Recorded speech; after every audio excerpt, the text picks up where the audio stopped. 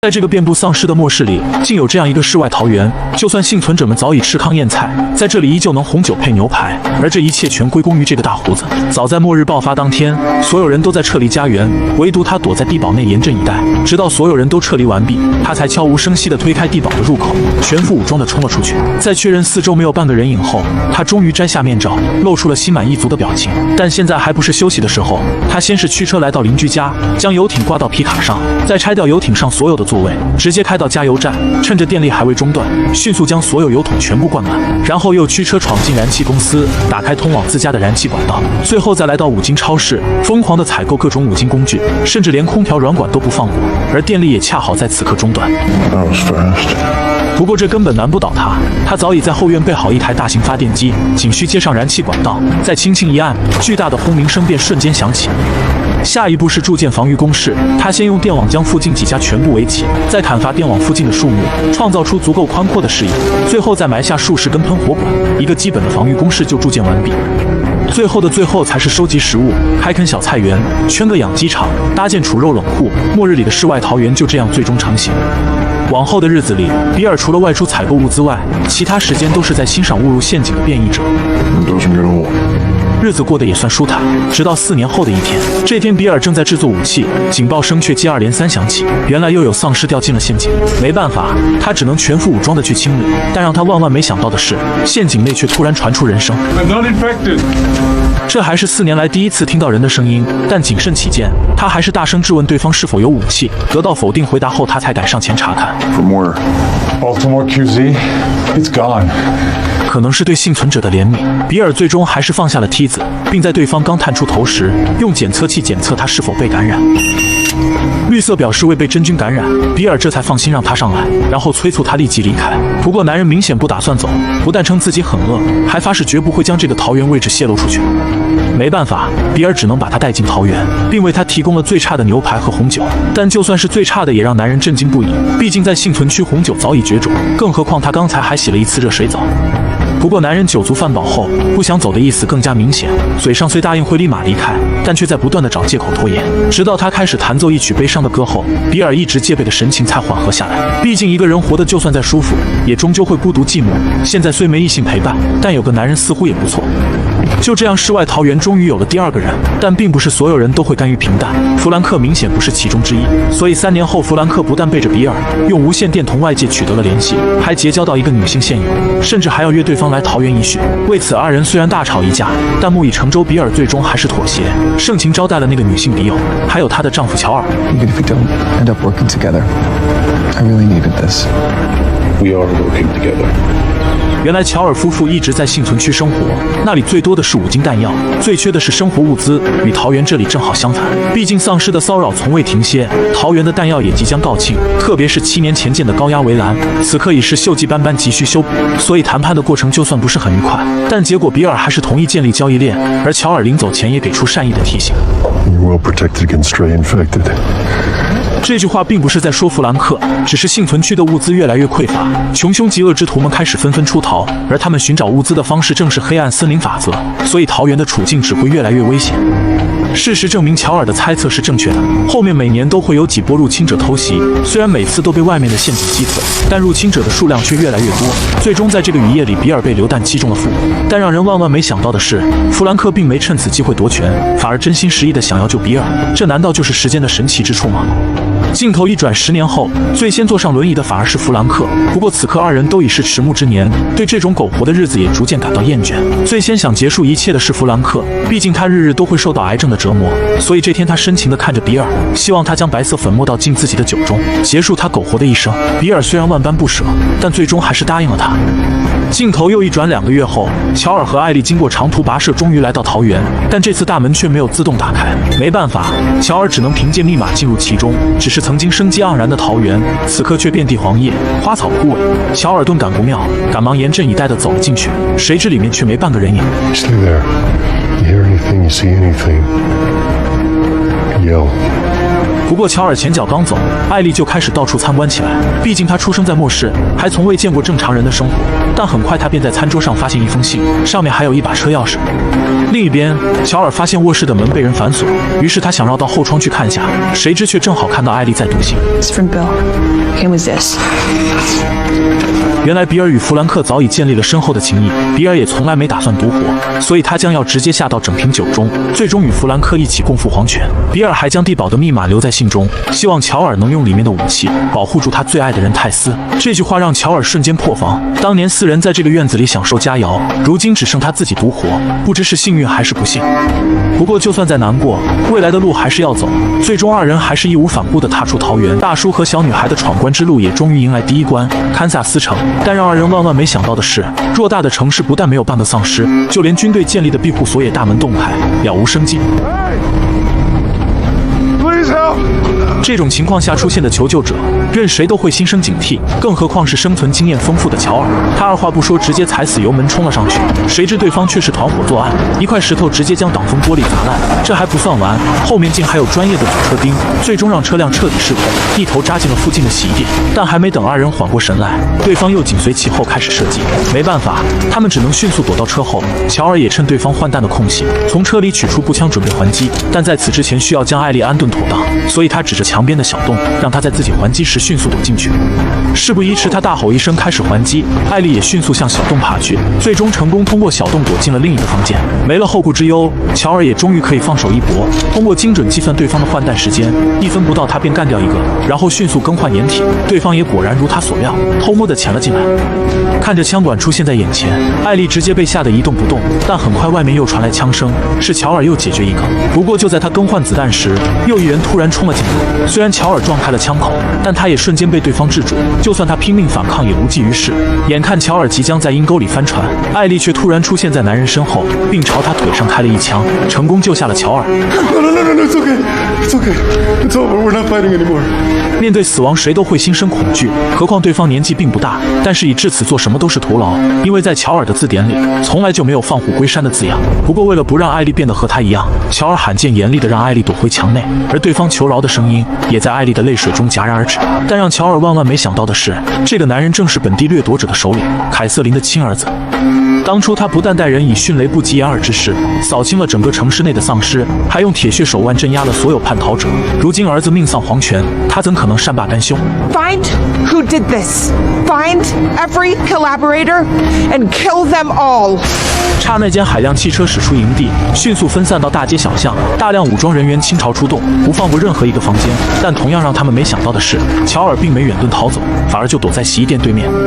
趁着外面找得天翻地覆，乔尔也开始教艾丽如何保护自己，然后等外面重回寂静后，再迅速带着艾丽跑向另一栋大楼，因为他需要站到足够高的地方观察，才能找到安全的撤出路线。 We're going up 42 flights. 45. 话虽是这么说，但看到高不见顶的楼梯后，乔尔还是瞬间认清现实。 Not all the way. How far? As far as I can make it. 事实证明，就算他拼上老命，也只能爬到33层，甚至还需要休息1晚上才能继续爬。但临睡前，他还是坚持将碎玻璃铺到门口，防止有东西偷袭。弄完这一切，乔尔直接倒头就睡。可能是因为太过疲倦，等他听到异响惊醒时，艾丽已经被人制住。他再一转身，眼前也有一个冷冰冰的枪口。好在对方并非索命，只是想获得谈判的资格。 So you don't hurt us, right? That's right. That's a weird fucking tone, man. That's just the way he sounds. He has an asshole voice. Joe, tell him he's okay. 最终在艾丽的斡旋下，众人才有了对话的机会。原来小黑和弟弟山姆也是凯瑟琳的死对头，之前他们一直躲在阁楼内苟且偷生，谁知却在外出找食物时，无意间看到了乔尔的能力，所以小黑才决定冒险接近，希望能一起逃出这个城市，而他则知道一条出逃的捷径。当天晚上，众人便在小黑的带领下来到城市地下的维修管道。虽然小黑一再声称这里没有丧尸，但乔尔还是十分谨慎，一马当先走在前面探路。不过事实证明，这里确实没有丧尸，甚至还找到一间充满童趣的地堡，里面不但有各色各样的积木玩具，还有一个宽阔的足球场。这瞬间让艾丽和山姆兴奋不已，毕竟2人出生在末世，压根就没有过快乐的童年。 There's like actually shit to do here. 看着艾丽殷切的眼神，乔尔最终决定在这里休息2小时。而在这2小时里，众人也真正的熟悉起来。原来山姆小时候得过一场大病，小黑在去搞药时得罪了凯瑟琳，最终虽让山姆保住了小命，却让他彻底失去了语言能力。快乐总是短暂的。最终，众人平安通过隧道来到了城市的边缘。现在只要跨过前方的小桥，就能彻底脱离凯瑟琳的势力范围。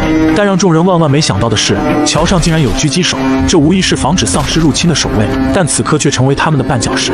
没办法，乔尔只能选择独自绕过去，试图解决对方。但在推开门后，他却瞬间呆住了。对方竟是个白发苍苍的老头。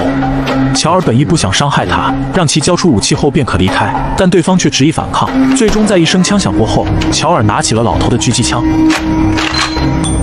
不过传呼机里却同时传来凯瑟琳的声音，要求老头务必拖延时间，他们仅需1分钟便能抵达现场。来不及多想，乔尔迅速朝艾丽大声呼喊，但距离太远，声音根本无法传达。同时，凯瑟琳的装甲车也出现在道路尽头，开头的铲车更是所向披靡，所有障碍物全被轻而易举推翻。乔尔还试图狙击司机，但关心则乱连开几下都未打中，而铲车的目标也十分明确，正是艾丽。眼看他即将丧命车底，乔尔终于稳住心神，仅一下便送司机领了盒饭，而铲车也擦着艾丽的脚后跟，直挺挺地撞进了路边的商店，同时大量汽油也开始疯狂地泄露。下一秒，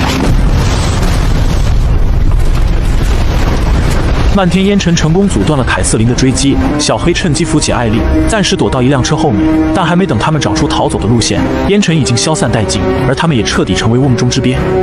但让所有人没想到的是，即将燃烧殆尽的铲车竟诡异地开始陷落，甚至在完全掉入坑后，怪物的嚎叫声也瞬间响彻云霄，再也顾不上艾丽等人。所有人赶忙围住洞口，严阵以待。最终在短暂的寂静后，数以万计的丧尸倾巢而出，争先恐后扑向香喷喷的夜宵。就算众人疯狂的扫射输出，但寡中不敌众，很快便被丧尸冲乱阵型，而他们所过之处也犹如狼入羊群，瞬间尸横遍野。有一只丧尸还试图攻击艾丽，但却连艾丽的头发都没碰到，便被乔尔一枪毙命。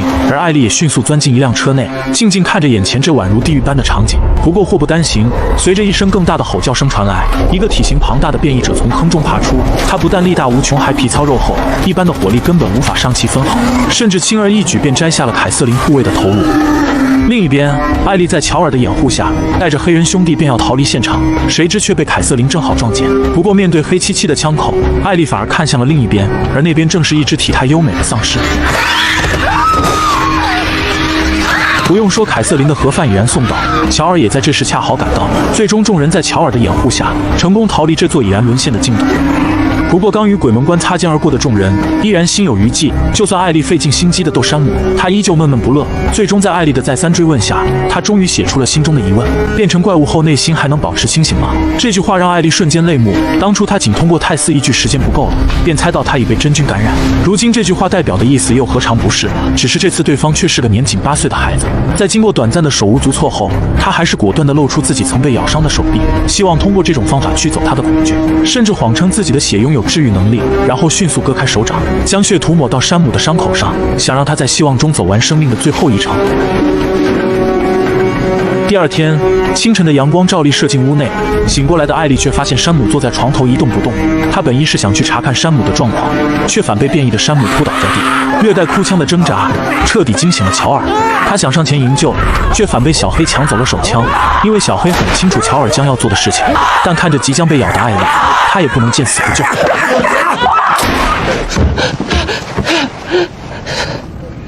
后面是全员演技炸裂的封神时刻，每个人的情绪都十分耐人琢磨。You okay? Easy, easy, easy. Let me give me the gun. What did I do? What did I do? What did I do? Give me the gun. Oh, God.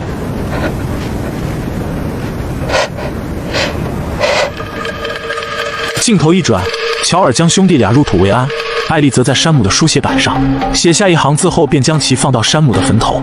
Which way's west? 乔尔并没回答，只是将头偏向一个方向，然后待艾丽头也不回地离开后，他最终看到了书写板上的内容。短短的3个单词，却饱含了艾丽太多的情绪。乔尔更是感同身受。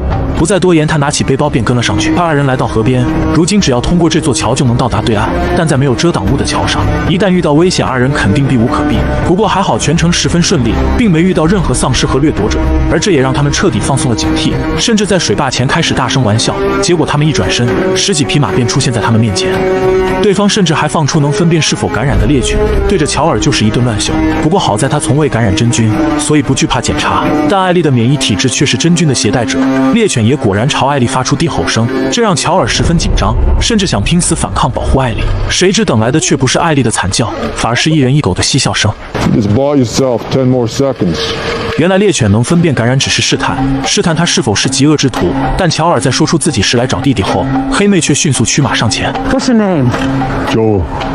画面一转，乔尔跟着他们来到一处固若金汤的营寨，在这里不但有众多守卫，还有厚重的木门，里面更是宛如世外桃源，有商店、公园，还有医院和学校，完全就是一个自给自足的城镇。最重要的是，乔尔的弟弟汤米果然在这里。 Tommy! 久别重逢的二人狠狠地拥抱在一起。乔尔跨越半个美国寻找弟弟，如今终于得偿所愿，他怎能不喜极而泣？但在吃饭时，乔尔却感到十分不悦，因为兄弟二人之间竟坐着个完全陌生的黑妹。 We're grateful for your hospitality and all, but it'd be nice to have a moment here, maybe just for family.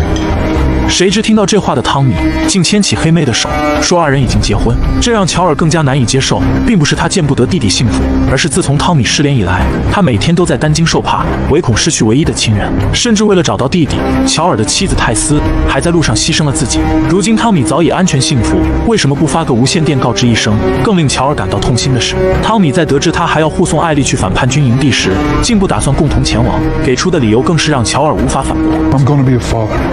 It is a few months along now. I just gotta be more careful.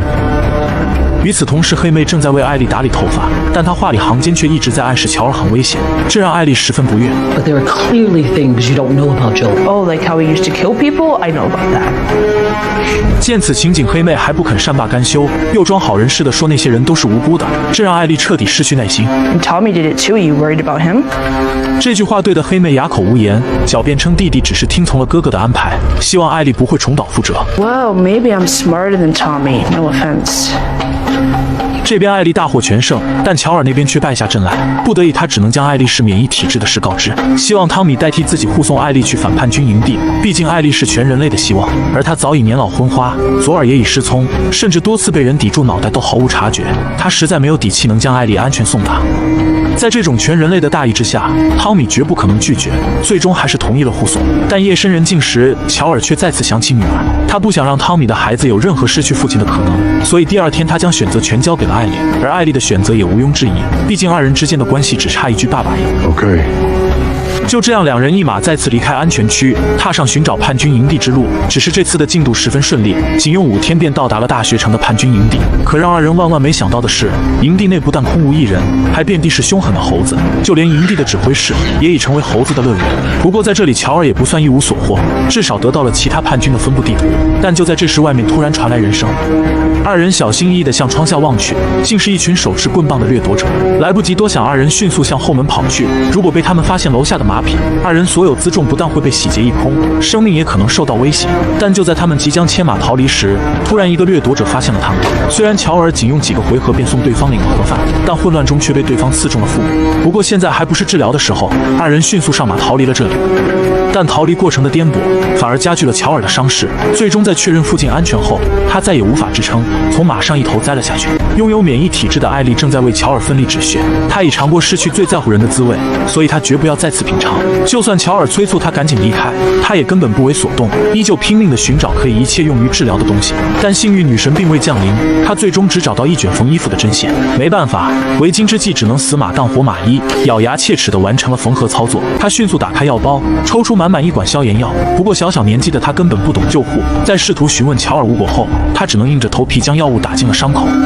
第二天，艾丽将最后一支消炎药打进乔尔的伤口后，便再次外出寻找食物。谁知不远处的乌鸦却突然惊起，意识到有人接近，他迅速向乌鸦惊起的地方跑去，然后躲在围墙边向远处探望。果然发现6个全副武装的人正向他走来，而领头的人正是大卫。来不及多想，艾丽迅速返回地窖，想要将乔尔喊醒，但乔尔此刻还极度虚弱，就连睁眼也十分费劲。没办法，艾丽只能将武器塞到乔尔手里，然后留下了最后的遗言。I'm gonna lead them away from you. But if anybody makes it down here, you fucking kill them. You got it? Joe, do not fall asleep. 说完，艾丽迅速跑出地窖，再用柜子挡住入口，然后骑马飞速向那群人跑去，最终绕到他们身后。Hey, motherfuckers!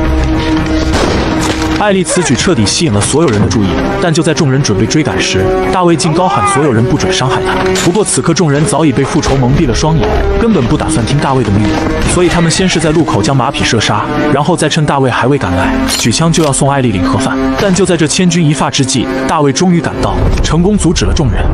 而让所有人更加难以理解的是，大卫不但亲自抱艾丽返回营地，还让2个手下带着马一起返回，仅留下3人寻找乔尔报仇。不过就算只留3人，镇子也实在是太小，才半天功夫便找到了乔尔藏身的木屋，甚至还看到了与环境格格不入的柜子，而柜子后果然有个门把手。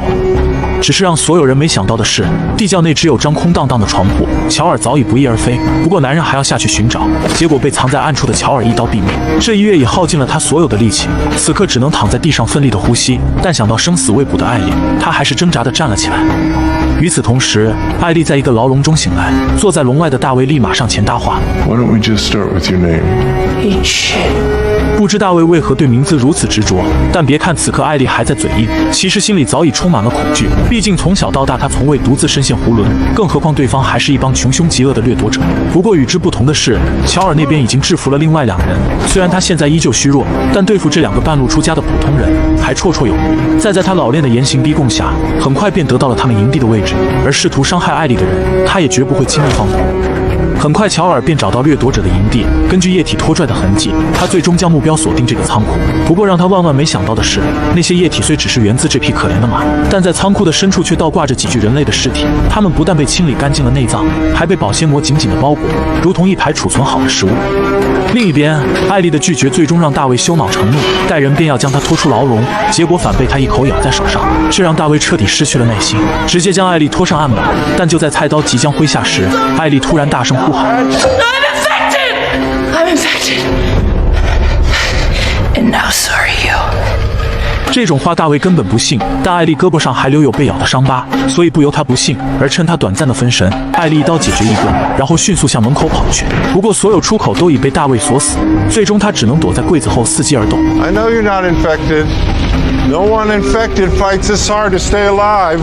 趁着坏人正在口嗨时，艾丽凭借跟着乔尔走南闯北的经验，仅靠几个走位便找到一把武器，然后再悄无声息地绕到他身后，奋起出击。毕竟最好的防守永远是进攻。虽然他被摔到地上，但效果显而易见，而他也始终没有放弃，奋力向远处跌落的武器爬去。不过疼痛反而让坏人彻底撕下伪善的面具，欺身而上就要实施他的恶行。但就在他打算宽衣时，艾丽终于摸到武器，仅用一下便送坏人下了地狱。这集艾丽和乔尔已经接近本次旅途的目的地，位于美国西部的叛军火营总部，只要穿过这片烂尾楼便可抵达。但刚爬上去的艾丽却仿佛看到了什么，连梯子都忘记放下，便直接跑开。这可急坏了乔尔，赶忙架起梯子迅速爬了上去。但看到眼前的景象时，他也瞬间处在原地。这宛如梦幻般的场景，也正是游戏中最经典的画面。剧组为了复刻这段经典，甚至请来真的长颈鹿客串，而艾丽的重重心事也在卫视中烟消云散。只是沉溺在快乐中的艾丽，却没注意到乔尔那双宠溺的眼神，更不知道乔尔后面的突然暴走，也源自于此刻的宠溺。Oh, where's she going? Come on, come on, come on, come on! 乔尔紧随其后，最终看到了人与自然超和谐的一幕，同时他也燃起了看着艾丽快乐长大的想法。为此，他提议不再去火营营地，毕竟火营也非善类，他也没必要因那被强行赋予的使命而冒险。但艾丽在思虑良久后，还是决定要完成拯救人类的使命，只因他不想再看到有人死去，更不想看到有人因他而死去。同时，为了让乔尔安心，他答应乔尔，事情结束后想去哪都可以。I'll follow you anywhere you go. 后面的路十分平静，没有变异者，也没有人类，二人就这样缓慢地走着。乔尔甚至主动要听冷笑话，艾丽也瞬间如获至宝，赶忙拿出那本10万个冷笑话，津津有味地讲了起来，而里面甚至有几个我也完全意想不到。Oh, I love this one. Moon rocks taste better than Earth rocks. Why? Because they're meteors. That's terrible. That's that was actually good. That's a 0 out of 10. All right. What did the green grape say to the purple grape? Breathe, you idiot. That's a 3 out of 10. 7. I'll give it a 5. 5 out of 10. 如其来的偷袭让二人瞬间眼冒金星，而对方也趁机将他们敲晕。等乔尔再次醒来时，首先映入眼帘的竟是马林。乔尔赶忙询问艾丽的情况，但马林仿佛在隐瞒什么，只是一直在称赞乔尔的能耐，甚至还一度给他戴高帽，称只有他这样冷血无情的人才能将艾丽安全送到。但乔尔却根本不吃他这一套，最终在他的一直追问下，马林终于说出了真相。 I can't. She's being prepped for surgery. 原来医生通过检测发现，艾丽的体内一直都有虫草菌，甚至通过10几年的相伴相生，她的虫草菌已经能释放出一种化学物质，可以让其他虫草菌将她认为同类，从而让其免受感染。现在医生只需将艾丽体内的虫草菌提取出来，再加以培养繁殖，便可批量制造那种物质，拯救人类指日可待。 不过，就算马林描绘的蓝图再璀璨，乔尔的关注点也只有艾丽。所以，当他想到虫草菌是长在大脑里后，瞬间便明白这是在让艾丽牺牲。 We didn't tell her. We didn't cause her any fear. There won't be any pain. No, you take me to her. You take me to her right now. 就算乔尔在反对，就算艾丽是他挚友的孩子，马林也不会放弃任何可能拯救人类的机会。但在乔尔心中，家人永远至高无上，任何人休想伤害艾丽分毫。仿佛意识到乔尔不会被说服，马林只能让手下将他送出城，并将艾丽从不离身的匕首留给他，算是做个念想。他又对手下千叮万嘱，只要乔尔敢反抗，就立刻开枪，绝不能给他任何机会。 但就算如此，乔尔也不是2个人能看住的。任何阻挡他救艾丽的人都将被挫骨扬灰。所以，当走到忽明忽暗的楼梯时，乔尔瞬间爆发。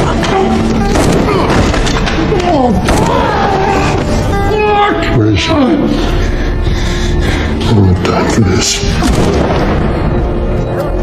后面是乔尔一人挑翻整个火鹰基地的画面。此刻他已不再需要谨慎，更不需要走位，一切全部交给命运。他心中只有一个念头：拯救女儿，清扫医院内每一个角落，寻找每个女儿可能出现的地方。最终，在医院的最顶层，他看到了儿科，一个生机勃勃、充满未来的楼层，但他的女儿却即将在这里被取走生命。 Unhook her. 可能末世幸存的医生太少，每个医生都有属于自己的傲娇，所以他当场就要反抗，结果反被乔尔一枪送走。而这一枪也将引出第2季的故事，甚至为乔尔的悲惨结局埋下了伏笔。画面一转，乔尔抱着艾丽来到地下车库，但还没走2步，马林便从身后出现。 Can't keep her safe forever. 这里就出现了全片最大的争议点。马林认为应该将选择权交给艾丽，让艾丽自己决定是否要牺牲自己，但乔尔却不希望让艾丽选择。先不说他明知道艾丽肯定会选择牺牲，退一步讲，就算他选择活着，也将背负一辈子的自责，而且那被强行赋予的使命早已将他压得难以喘息。如果再加上自责，还谈何未来？所以乔尔自私地替艾丽做出了决定。 甚至在将艾丽抱上车后，他又返回到马林身边。